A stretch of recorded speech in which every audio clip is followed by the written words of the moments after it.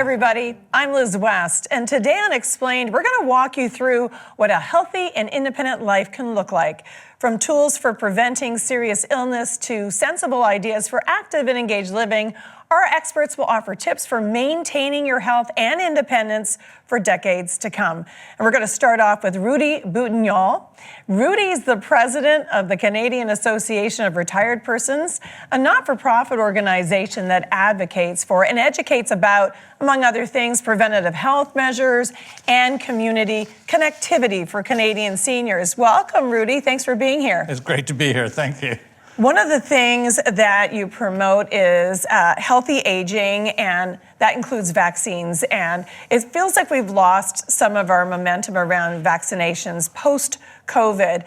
At this particular time, it's important, though, because this is RSV, flu, and COVID season. So what are you doing to educate folks around it to remind us the importance of vaccines? Well, vaccines are more important than ever, especially with new viruses coming every day. I think we've been victims of our own success. We've done so well with vaccines in the past, like polio and measles, that people tend to forget and figure that, well, that's it, we don't have to do anything. So, but it's more important than ever before. We do our best. We educate our members constantly. We give them the best expert scientific advice and recommendations on vaccines, particularly high-dose vaccines. And we work with our education partners to make sure we get our message out to the public in general by keeping current with vaccines and looking at what new vaccines dealing with the new threats, making sure people are aware of that and up to date on their vaccines. Yeah, it's nice to have one source that you can trust that's sort of doing some of the homework for you and weeding through the information to distill it down to something that we can actually understand. Yeah, we speak with experts, and we really amplify the message of expert-recommended vaccines, and we also work with government to make sure that those vaccines are available, freely available to everyone, and ensure that provincial programs also include education and awareness. Yeah, and I'm glad you're mentioning that because you advocate for free vaccines for the ones we've talked about, the flu, the COVID, and the RSV, but also other ones like shingles and pneumonia. How do you work with government and policymakers to make that accessible? Well, we deal directly with provincial and federal health authorities, and thanks to our strength in numbers, we're able to get to politicians.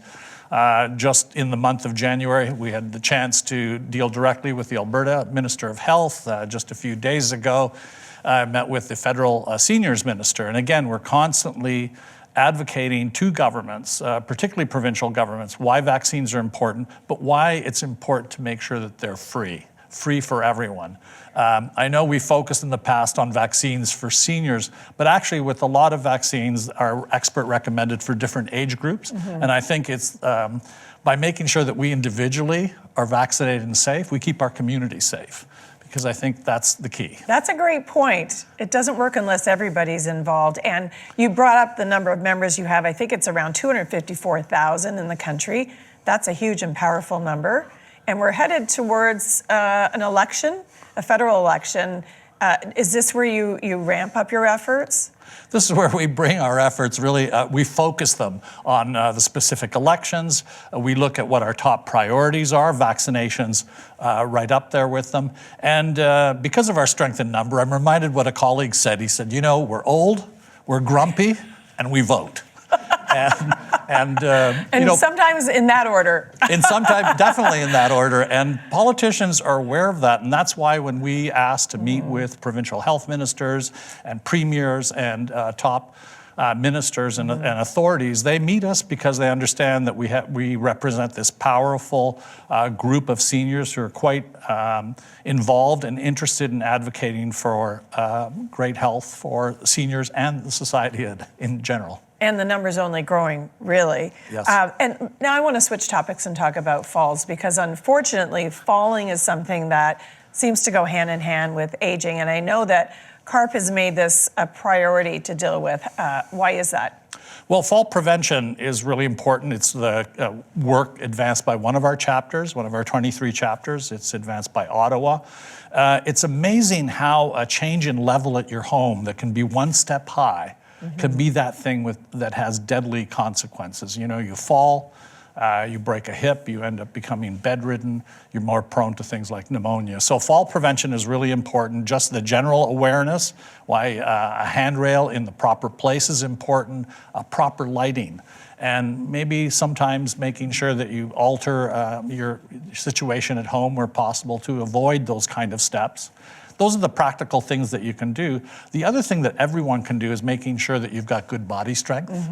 The fact that you're still active, that you've got good muscle mass, that you're not really brittle, as you know, because as we get older, you know, we lose a lot of our the energy that we have. But if we're able to stay active, it's a big, huge help in fall prevention. Right, helps with your balance, and I guess when you fall, even just being able to get back up. That's right. Is a big deal.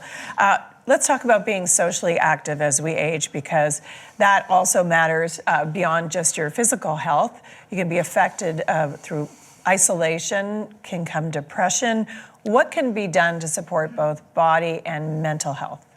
Well, you know, loneliness is the scourge of old age. It really leads to a lot of other unhealthy outcomes. And I'm mindful of this expert out of the Western University. His name was Dr. Hashinsky. He's world-renowned on brain and body health. And his ABCs were to healthy aging, to warding off things like dementia, was activity, a balanced diet, and connectedness. And he said the connectedness was actually the key, because when you're connected, you tend to be more active. You know, you'll get out there and go for a walk with your friends. And when you're more active, you develop a better appetite. So you get a balanced appetite. So those are really practical things, you know, staying connected with people. And those are things everyone can do for themselves. And I think, and culturally, as a community, we need to be more responsive to intergenerational mixing. We shouldn't just be hanging around with people our own age. We should be mixing with people of all different ages.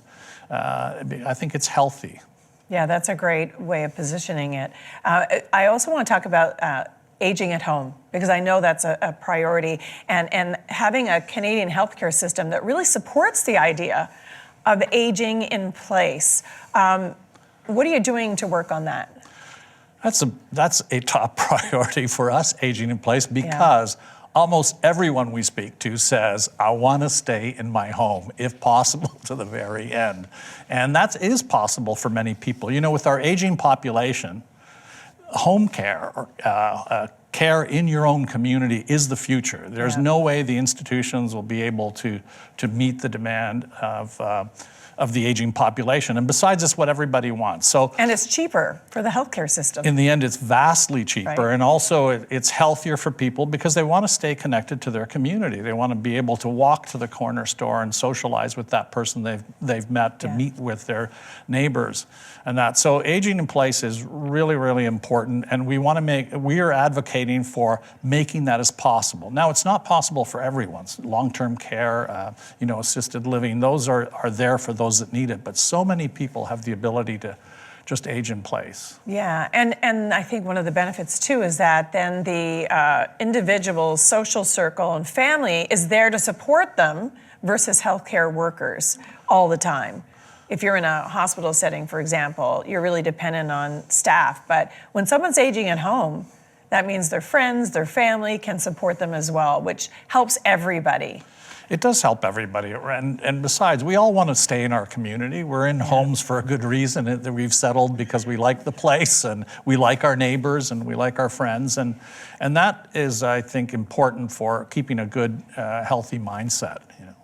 Where do you think CARP is making the biggest strides right now when it comes to, healthy living and aging in place? Well, my thinking is that there's, like ourselves, our community, many different ways. So my feeling is, let 1,000 flowers bloom. There will be thousands of different solutions. For instance, our Barrie chapters working with seniors that are now mostly women living on their own in a big house, and they still want to be homeowners. Yeah. So they're exploring the Golden Girls model, where a group It's so funny you're saying this, because I literally had this conversation with my girlfriends. We said, just so we all agree, we're going to be living together in a house when, Right. And the guys go. Well, Yeah, lucky guy who gets to move in there. But I think that that's one model where people still want to be homeowners, but they want to live together. And so we're working, assisting that chapter to make sure that the insurance and the municipal zoning allows it.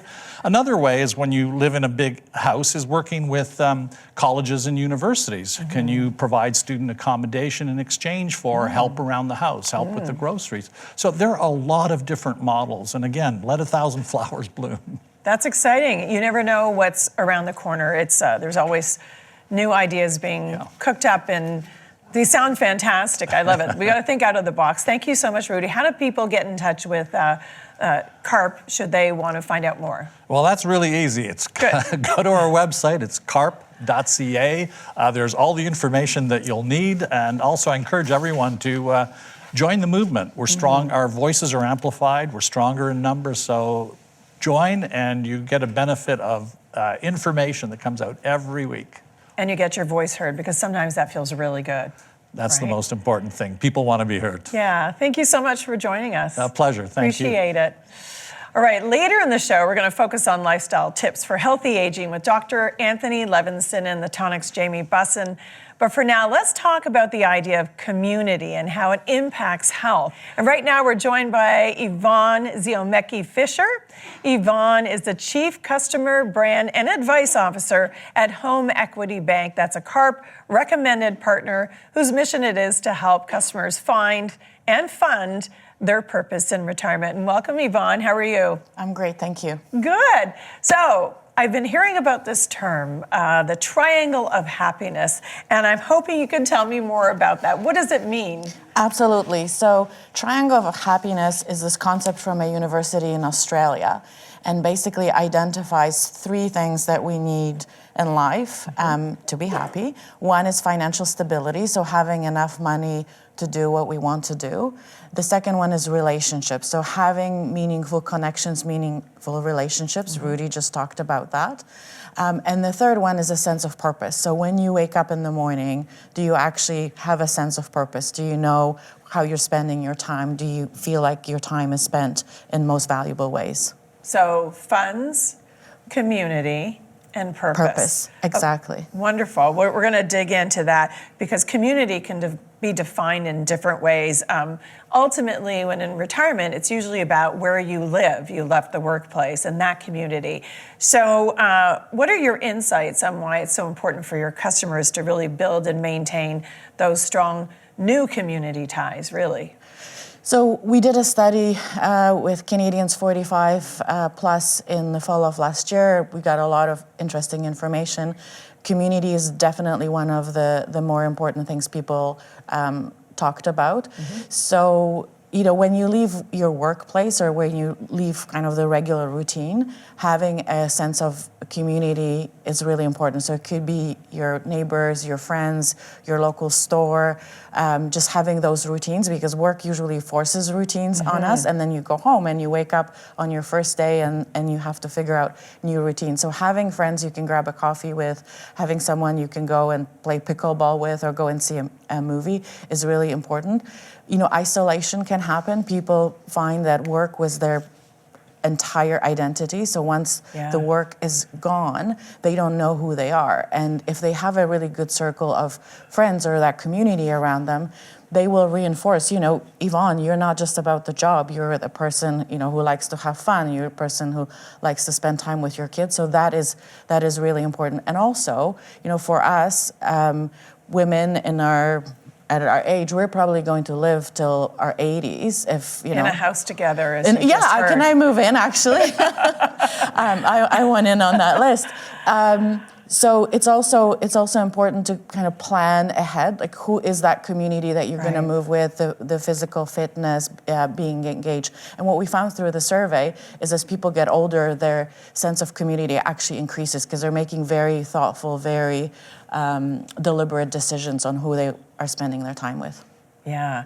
When you talked about going for a coffee, I think coffee shops are so great just for the purpose of it's a place you can go and meet, and it's easy, and there's one on every corner. And when you walk by, they're always full of people just huddled together, chatting. We have a family friend who lives in North Bay, and he's in his late 70s, and he has a group of 10 gentlemen, and every morning at Tim Hortons they're having their coffee, and that is their routine. That's the community that they've built for each other. Okay, let's talk about the boomer and zoomer generation. So many have spent a long time in the same home, and they've experienced a lot of the milestones. You've had your children in the home, and celebrated different events.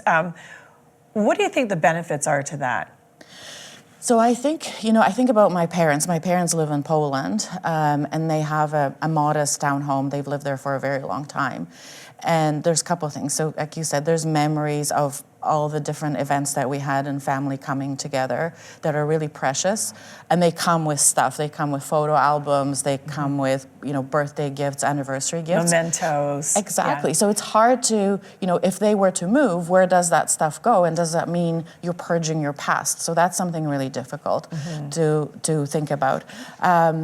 Being familiar with the house that you live in, Rudy talked about that before, that one extra step when you move into a new house, or the wall that you didn't remember was there, that can cause to trips, falls, minor accidents that can then become a lot more serious.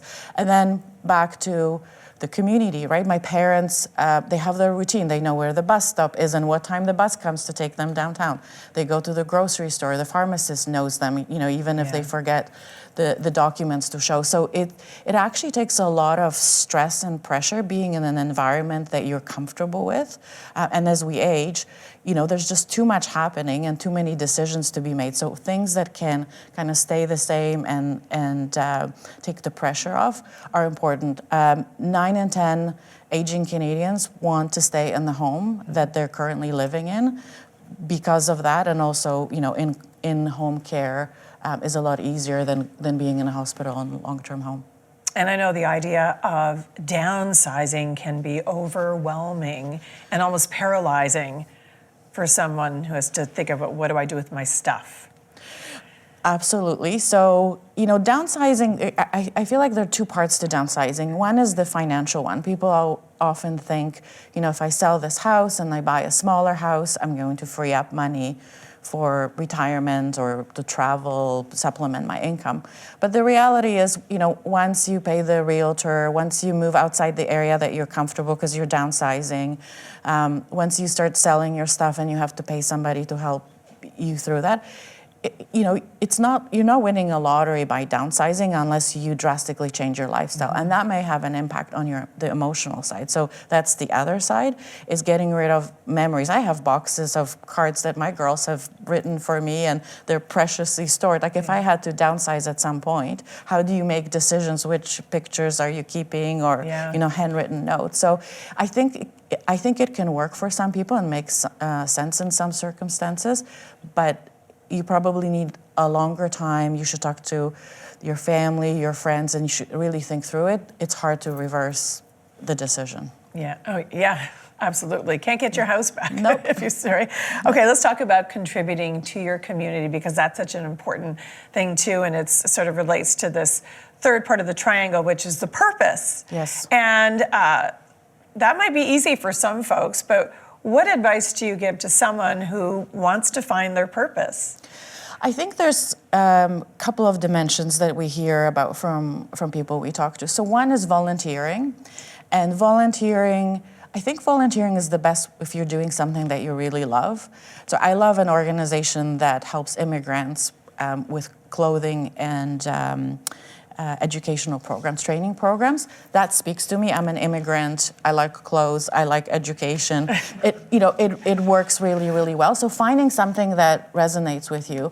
A lot of people get into hobbies and get involved in the community. I have an aunt who is a very gifted artist, but her parents insisted that she gets a master's degree in geology, geology art. So in her 50s, she started painting again, and then it just kind of opened her up to new opportunities and new people. I have someone at work yesterday who resigned. He's retiring, and I said, first of all, congratulations. Second of all, what are you going to do? And he said, I've always wanted to travel across Canada with my wife. and I want to do it when I'm healthy and when I can do it, and I want to spend with my grandkids when I can still play with them. So there's different dimension, depends on a person, depends on age, on your health, but there is a lot people can consider and choose from.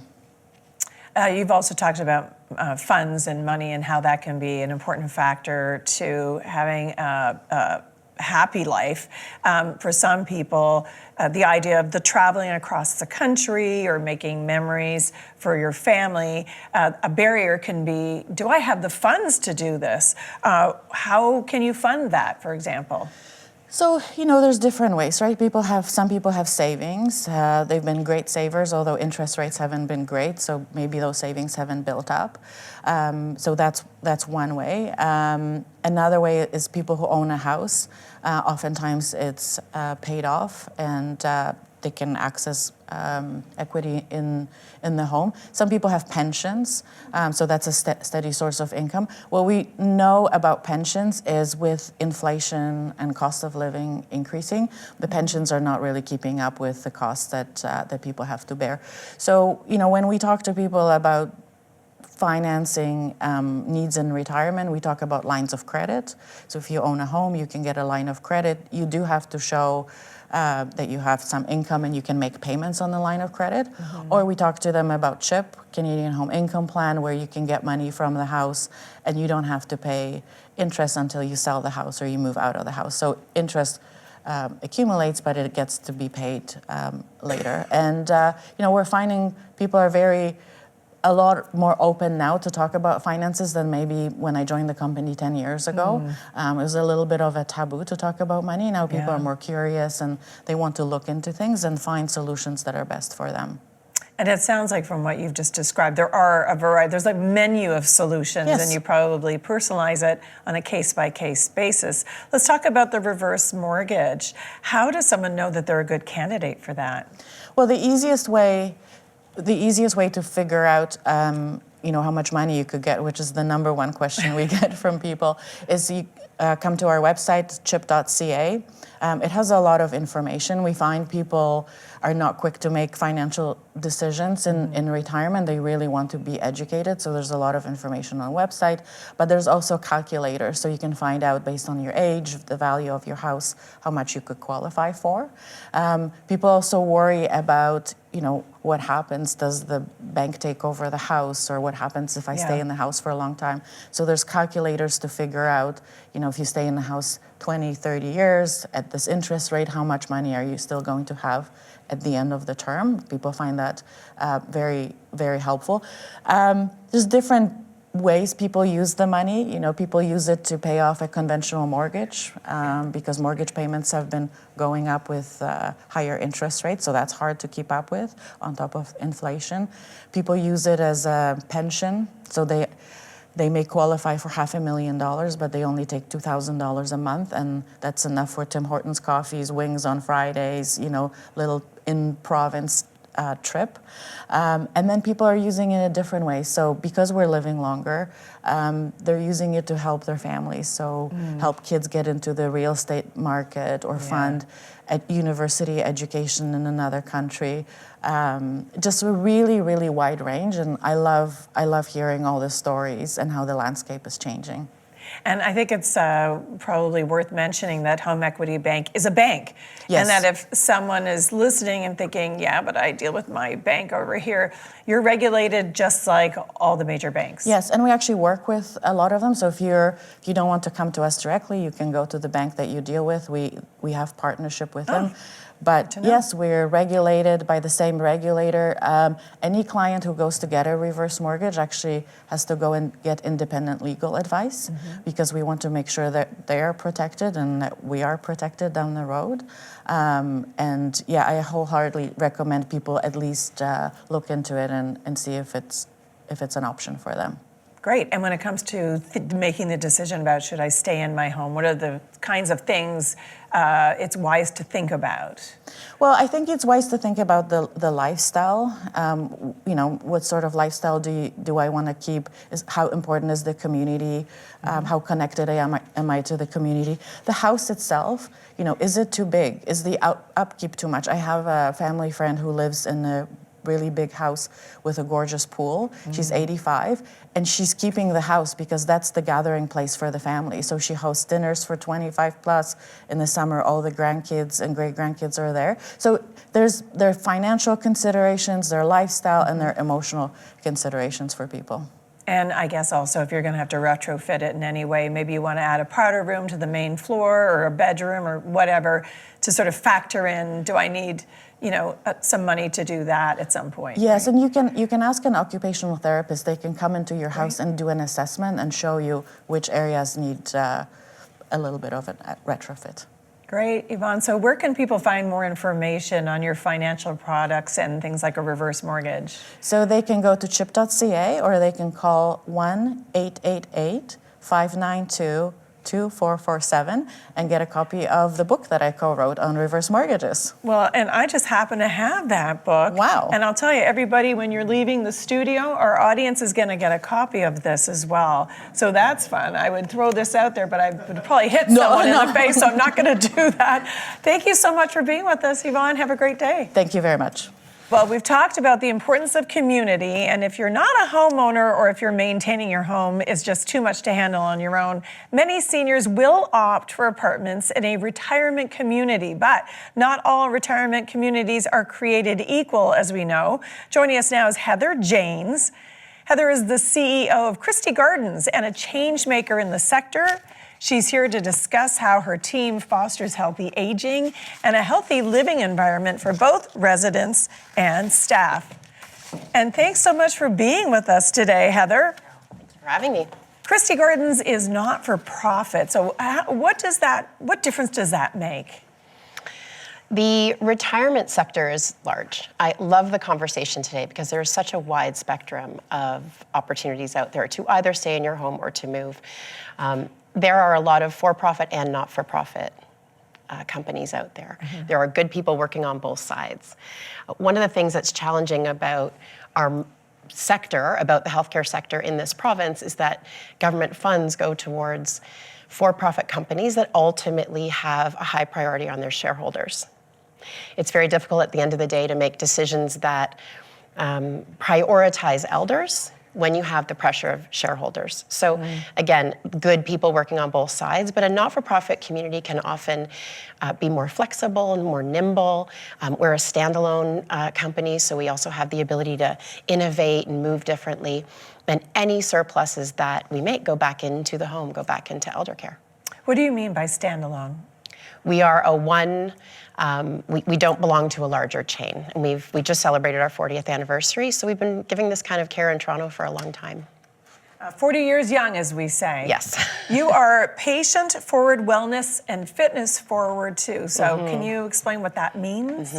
So, of course, moving and breathing, and this is also good for our health and our brain health, which your next guest is going to talk about. But it's more than just great yoga classes and instructors, and we have a beautiful fitness facility. It really is about this idea that giving back and reciprocal care. So if we are serving elders, and at Christie Gardens we have a lot of really independent people that move in, they're actually moving in more for community than for care. Maybe the house was too much to handle, but often your house can become an isolating piece. It really can be that thing that kind of becomes you can become incarcerated almost in your home. Because you're tied to it and you don't want to leave it. So many of our folks that move in for community, and there's a lot of health benefits to that. But continuing to give back. So we've got advocates, we've got folks that were professors in our local universities who are lecturing to our community. I have an astrophysicist who really led the way when we had the eclipse, and we had 50 of our residents out there looking for it and experiencing that together. So you do not leave yourself at the door. You do not check your brains at the door when you move into retirement living. And that kind of health is about giving back and about not stopping who you are at the door. Wow, I love that. At Christie Gardens, residents are seen and heard. Can you elaborate on that? Yeah, that matters most. We are a continuum of care. So we've got independent living, we have assisted living services, and then we have a 75-suite nursing home where we care for our most vulnerable seniors. When you are at your most vulnerable, when you are living with dementia, if that were to happen, it's so important the way we look to engage people when they can't speak for themselves. It's really important how we use words. We have something we say all the time to staff, that words build worlds. And one of the common phrases that's used in my sector is behaviors. We've got folks who are exhibiting behaviors. It's really important not to refer to it that way. They're actually expressions of need. If you can't use words anymore, if you're having difficulty with that, but you're in pain, or if you're startled, or someone comes in the room and turns the light on at 5 in the morning and startles you, you're going to have an issue with that. And it's not a behavior. You wouldn't want that either if someone walked into your room at 5 in the morning and turned your light on. So it's really important how we use words. In my sector, we used to refer to people who needed help in the dining room as feeders. Oh. They needed feeding. Okay. And that was very common, and you get used to it. It's not bad people, it's just we get used to using certain phrases. So we refer to that as meal assistance. This resident needs meal assistance. So, a lot of it is language. It's how we teach our staff to refer to folks who are vulnerable and who need our support. And you have to be innovative around the way you engage and hear people who are in need of that level of support. Yeah, it sounds like there's a lot of stereotypes that need busted. Yeah. Really. Big time. Right? And, yes. and it takes time to do that, and it can be difficult, but as more of us, enter into retirement communities, we're probably part of the busting, right? Because we recognize that our how we see the place where someone goes in, as you said, you check the brains of the door. Yeah. Not the case at all. Not the case. It's just a new place to live. It is. With access to extra help. Yeah, if and when you need it. Yeah, when you need it, exactly. And what are the kind of things that you can offer people as those extra help items? Yeah, well, so again, back to wellness. Most retirement homes are going to have great food and a good fitness program, but we don't expect people to come in and sit and knit. And I don't expect my 20-something recreation therapist to understand what they really need, So, and what's really going to engage them. So we have a wonderful group called the Resident Programming Committee that puts on the programs. If you go onto a website, if you're looking at retirement living, and you go onto a website and you look at their calendar of activities, it should be very different than it looked 2 to 3 years ago, because new people have moved in with new interests. Christie Gardens tends to attract folks who are activists, who are academics because of our proximity to universities, and artists. We have a ton of artists. So, we have a 40-member choir because a lot of people there like to sing and they see the health benefits. Yeah, it's wonderful. Yeah, it's wonderful. That would be great. It is. And they've been doing that for 12 years. That and do they tour around and perform? Sometimes. Yeah. Yeah. We also have an orchestra that just started up because a couple of new people moved in and said, I don't really want to sing, but I really see the benefits of coming together and making music. So we have an orchestra that just started up. And we also have a really active Indigenous awareness group that seeks to educate their peers on that important issue. So it is about what's on the calendar reflects the people that live there. It should not reflect the recreation therapist that works there. And can you describe the benefits to the residents who get to engage with the music, the art, the whatever the activity is? Yeah, if you have activists, academics, and artists moving in, and you tell them that we're going to have bingo at 2 o'clock, that's just, it's frankly demoralizing unless you like bingo, but some people do. But it is just the reciprocal care that happens and the purpose that continues to happen when you're engaged at a different level is so important. We have this really cool program that just started called the Amazing Music Project, where these young guys who actually live in the neighborhood, they've done this at a few homes, and they're coming in and they're just doing it's like a book club for music. So they have a song is the topic of the day, and everybody talks about that Beatles song, and maybe they went to that concert, or maybe that was their least favorite Beatles song, and at the end of it, a book is produced around how people connect and reminisce around music. So, wow, that's not bingo. So Wow. it is really about creative, innovative engagement. And then as people age in place, they may need to move to our nursing home area. There's already those relationships built in. They already know the staff. They know they're valued. They know our approach is reciprocal care. Reciprocal care is one of the most important things. You've talked about, or it sounds like overall, you're really trying to change the way society views and interacts with seniors. So what are some of the projects and the things that you're working on to help see that change happen? Yeah, we had a really neat program that started last year. We partnered with this wonderful prof from University of Toronto, and he actually embedded one of his gerontology classes in our home.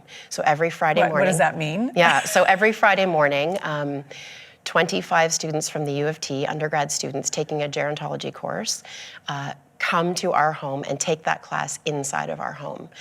But we made it intergenerational, so we had selected 25 of our residents who applied to be a part of it, became their learning partner, and they took the class together and they did projects together, and to watch the relationships that have come out of that, and we're doing it again this fall.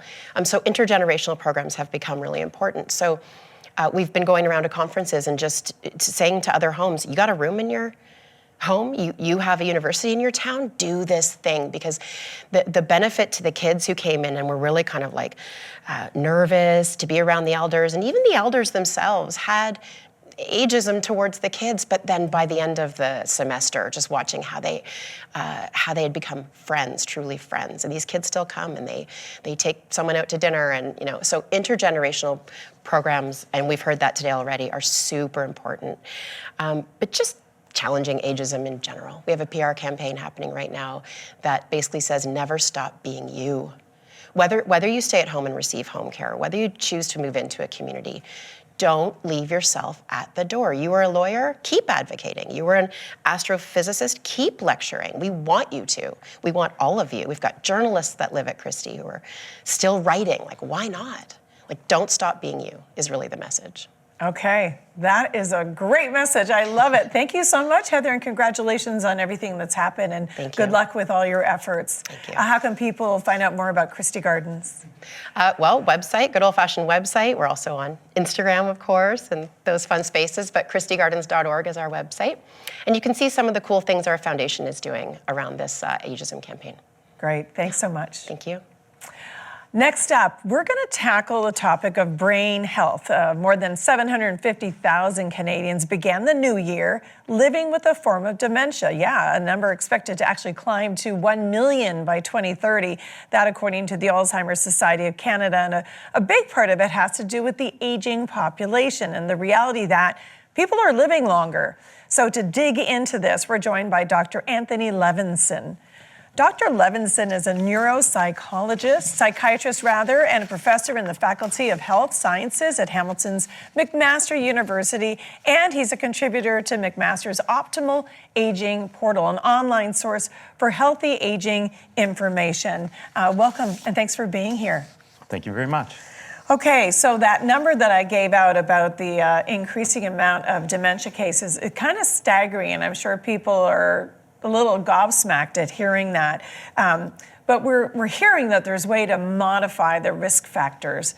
So let's start with what's the number one thing you can do to stave off dementia? Not grow old. Okay, number two. Yeah. Number two. So of the risk factors that you can change, and there are many, I'll pick two. Okay. Physical activity. Exercise is probably the closest thing we have to a miracle drug in medicine. And probably the second thing that Canadians can do is looking after hypertension and their blood vessel health. Okay, so let's talk about exercise, because that can mean different things to different people. I walk 3 times a week, or maybe someone's going in and doing full-on aerobics exercises. When you say exercise, what does that really look like? So Canada does publish 24-hour movement guidelines. For some people, the guidelines might be a bit daunting because it does equate to about 150 minutes of moderate to vigorous physical activity per week. So about 30 minutes 5 times a week, and also doing strength exercises and balance training, very important. Some of your speakers have talked about, those things. So any activity is better than nothing. Picking something that you like and getting started. So starting with walking and sort of progressing. But the more active, the better. The less sedentary, the better. Many of us are more sedentary than we should be, but that's the type of guidelines around activity levels. 30 minutes a day, it's not impossible, right? It doesn't have to mean going to the gym. It just means getting off your couch or your chair. Yeah. I want to get back to the other item that you mentioned, which I think was cardiovascular. Can you elaborate? Hypertension or high blood pressure. Yeah, So, what specifically do you mean? So when you put on a blood pressure cuff, usually at your doctor's office, and they measure the top number and the bottom number. An average that people are probably familiar with is the top number being 120 and the bottom number being 80. Those are different aspects of your blood pressure. And for many people in Canada over the age of 40, they actually meet the criteria for high blood pressure or hypertension. Over time, that can quietly affect the blood vessels in your brain and is one of the modifiable risk factors for dementia. Right, so that's something you want to pay attention to as soon as you find out. Yep. Right? Great reason to go see your doctor at least once a year for a checkup. Yep. Let's talk about weight, because that's something that seems to be attached to a lot of different issues. Is that a factor when it comes to dementia? So Brain obesity is thought to account for about 1% of the prevalence or cases of dementia. So it is a factor. It's maybe not the most important risk factor, but it's also a very common one in Canada. So trying to maintain a healthy weight is another important goal that can help to reduce your risk. What are some of the other conditions that can be caused by being overweight that can affect your brain health? So there is, I think, a risk of there being a bit of a cascade of risk factors, though that's not always the case. But what I mean is sometimes if people are obese, they might become less active. That isn't always true. But again, physical activity is an important risk factor. There's some evidence around certain types of diets promoting brain health. So people have sometimes heard of the Mediterranean diet, where there's more plant-based proteins, fresh fruits, vegetables, less salt as seasonings, more using herbs and spices. So those things are not always associated with weight and weight management, but they can be. Okay, and what about the old drinking and smoking? Yeah, don't do those things. Yeah. I think a lot of people... Well, the smoking, no. Yeah, a lot of people are aware that smoking is bad for their lung health and even heart health. Turns out it's also bad for your brain health, maybe through the toxic effects of the smoke itself on the brain or the effects on the blood vessels. There's also lots of good resources to quit smoking. So check out, again, good reason to talk to your healthcare team or your pharmacist about ways of reducing and quitting smoking. The data around alcohol, kind of the same. I think people know that too much alcohol isn't good for their health. Turns out excess alcohol is another important risk factor for dementia. And then there's all kinds of other health reasons why Canadians are being advised to reduce their alcohol consumption. Even 2 drinks per week is thought to have some risk with it. So if you drink alcohol, less is better. If you have been a smoker but you quit, is it too late for your body to reap the benefit of quitting? In other words, have you sort of set yourself already on the path of poor brain health? Or is it the kind of thing that as soon as you stop, you're almost resetting? That's a great question. In general, it seems like it's never too early or too late to engage in some of these dementia risk reduction behaviors. We know that with lung health, if you quit smoking, you can actually improve your lung function again. So it's probably the case with brain health as well. Okay, good. That's what we want to hear. Yeah. It's not. There's never going to be a reason not to That's change right. your habits. We want to talk about something that came up earlier in the show, and that's around socializing and community and the importance of it for your brain. Can you actually talk about the science behind that? Yeah, so there's definitely evidence that increasing your social activity and cognitive activity is good for your brain. And so avoiding social isolation, which many of the speakers have talked about today, having community, those things probably go together a bit. I mean, again, you can engage your brain in cognitive activities on your own, doing puzzles or learning a new language, but there's some value in probably doing several of these things together that stimulate social and cognitive activity. A lot of people are big proponents of doing physical activities in groups as well, because it's sort of the triple threat of physical activity, social activity, and cognitive activity. So learning Tai Chi, for example, is a popular activity that may tick off a few of those different risk reduction boxes.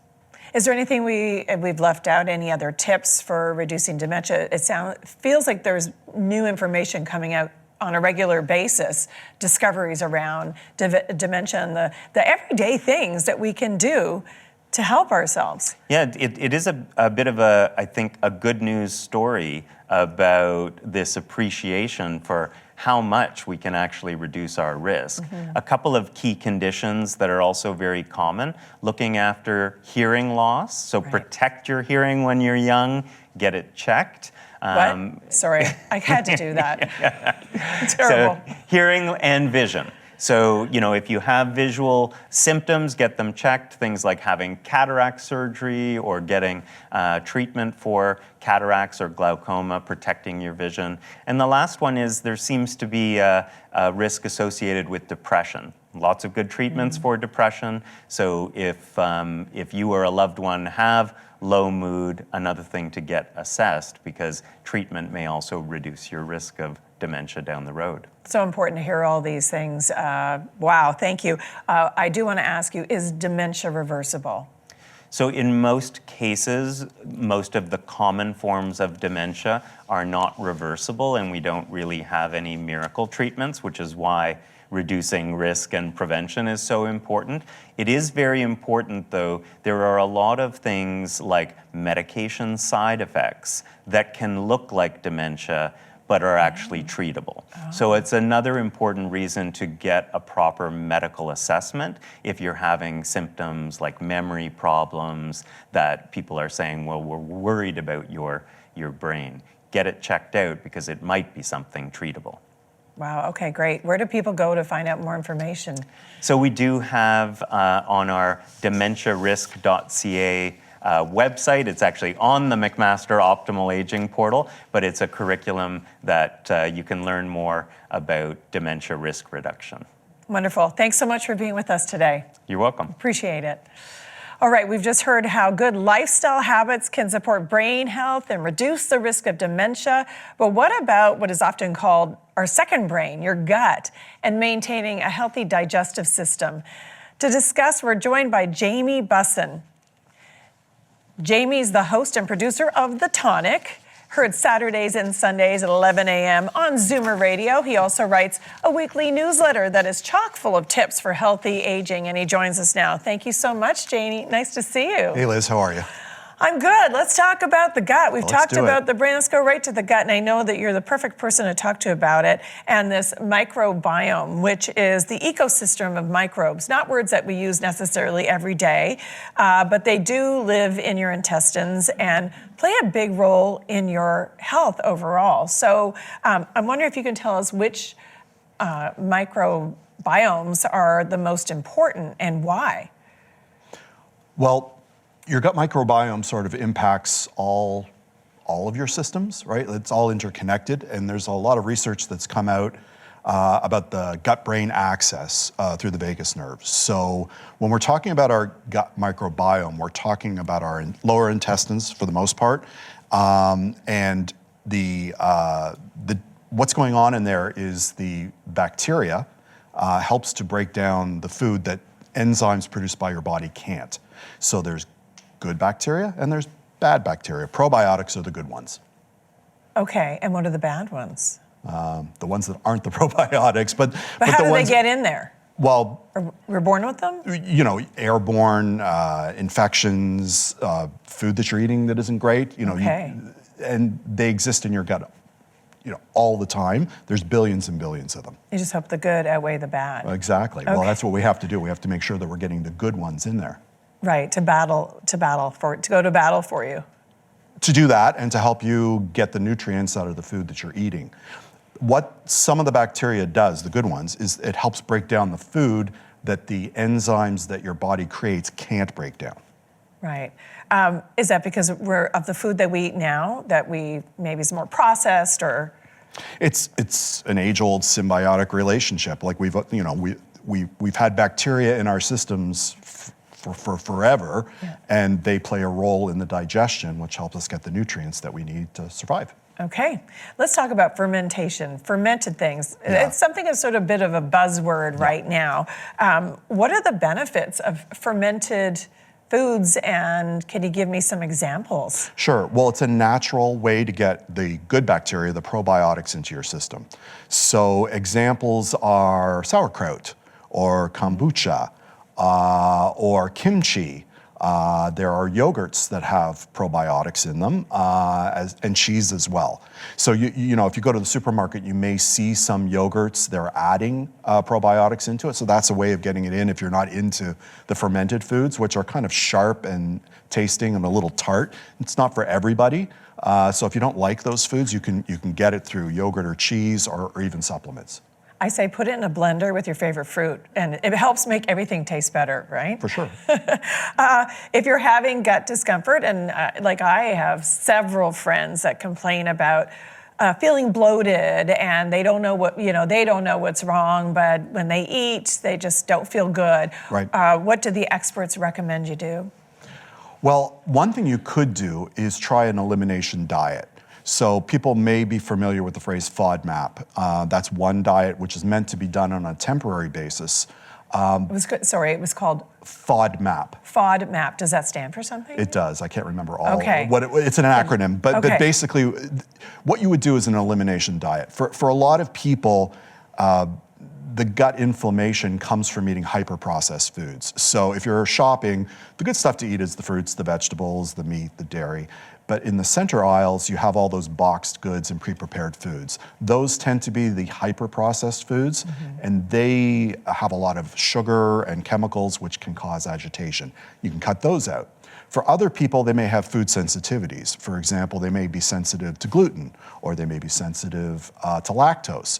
A friend of mine just found out that he's actually sensitive to both. So cutting out those things from your diet could make a huge difference. What you have to remember is this isn't something you should be doing on your own. You should have a doctor or a naturopath or a nutritionist helping you through so that you do the elimination diet properly so you can really find out what's bothering you. Right, because it's you have to do it for a certain length of time, et cetera. Right. Yeah, for a lot of people, when they start eliminating some of these foods, you can feel results very quickly. So, you know, it's a very effective and non-intrusive way of finding out what may be bothering you. And then from there, if those elimination diets don't work, well, then you can try something else. Very hopeful, I like that. Bad food habits can have an impact beyond the gut. What other conditions can you get from bad food habits? Well, the gut-brain axis, which I referred to before, there's a lot of new research out there. And what's really interesting is that the gut is impacting not just how you feel in your stomach, but also anxiety and depression. But current research suggests that it may even be impacting your brain function, including Alzheimer's or even diseases like Parkinson's. There's a high incidence and a correlation between people who have chronic constipation and people who develop Parkinson's, which is kind of amazing, right? Yeah. If you could find out that your gut ailments are tied to the potential of a more serious ailment like Parkinson's, you probably want to change your lifestyle to make sure that you're not going down that road, or at least get ahead of the curve and do some things to ameliorate what might be happening. Yeah, it's something we take for granted, right? Our gut and our processes during the day. Yeah. But when things go sideways, you're affected really quickly. And I know, like for me personally, just anecdotally, when I cut down on sugar, I found my emotional stability was transformed. I didn't have highs and lows. I just felt really much more relaxed. And that was simply by removing my favorite, ice cream and chocolate-covered almonds from my diet, which had an effect on me, but I didn't know until I took them out. So it was fantastic. My family thanked me for that. They really did. Let's talk about sleep. Boy, oh boy, sleep. It's the elusive thing, the thing that seems to be a challenge for a lot of people, but really important for healthy aging. And it's also good for your gut, am I right?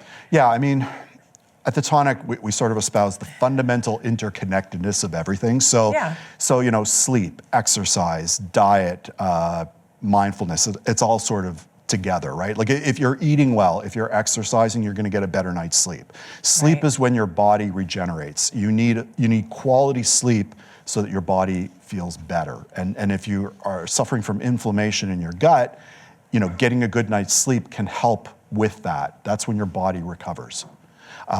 Exercise, it helps expel toxins from your system. It gets your body moving. So the bacteria that's accumulating in your gut, if it's the bad kind, well, it aids your body in eliminating those toxins just by exercising, just by sweating. So it's all kind of interconnected. Yeah. What's the number one thing you would recommend to someone who's thinking, I need to, I want to improve my gut health? What's the first go-to item? Eliminate sugar, eliminate hyper-processed foods, get up off the couch, turn off your devices and get to bed early. Okay, so I was going to say I'm going to be really boring, but that actually kind of sounds like my life now, and it could be a good one. But your gut probably feels better, right? Yeah, happy gut, happy everything. That's right. Where do people go to find out more about The Tonic and to subscribe to your newsletter? Right, so if you're interested in the newsletter or reading the articles or listening to the podcast, go to thetonic.ca. And you cover a wide range of topics. So many articles, so many interviews. It's endless. Thank you so much for being here, Jamie. Thank you. I appreciate it. All right, that is it for Healthy Aging and Living in Place Explained. Thanks to Jamie, to all of our guests, and thanks to our studio audience for being here, and thanks for joining us online. You can rewatch this or any of our previous programs just by going to everythingexplained.ca.